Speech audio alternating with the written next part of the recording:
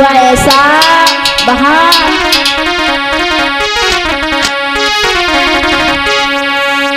गौरा मचली गई पार्वती की गौरा मचली गई और वो शिव जी से कह रही भोले बाबा कि मैं दे जय तारो कुठरिया में और भोला अबन आई रहे हैं नगरिया में।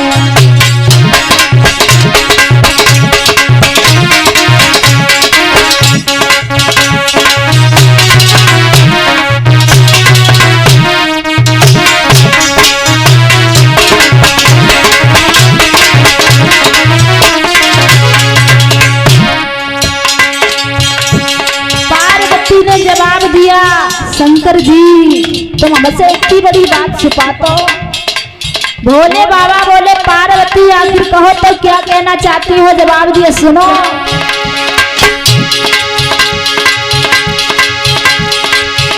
अरे रोज रोज भोला मोटे भांग घुटुआ दे,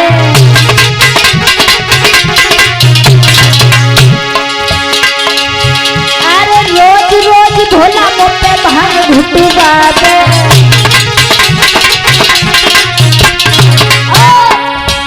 अरे सिलू टूटी गो पटना फूटी गो बोले बाबा,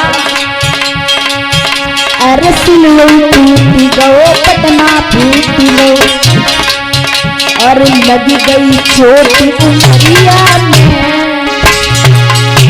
उंगरिया में भोला अपन आई है नगरिया में।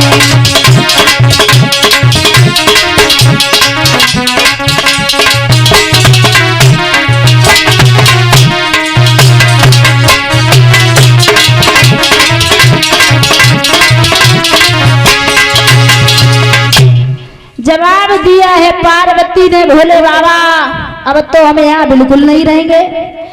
शंकर जी कहने लगे रे पार्वती पागल हो गई हो, आखिर में बात क्या है बताओ तो सही।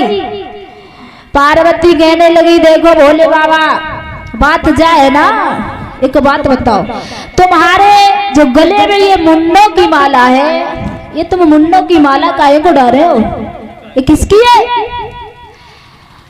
जो जब बात सुनी शंकर जी सोचने लगे इसका मतलब आज इस कैलाश पर नारद घूम गए। शंकर जी कहने लगे देखो पार्वती अगर तुम पूछ रही हो तो बता रहे, ये जो मुंडों की माला है ना, ये सब मुंड तुम्हारे हैं हमारे गले में।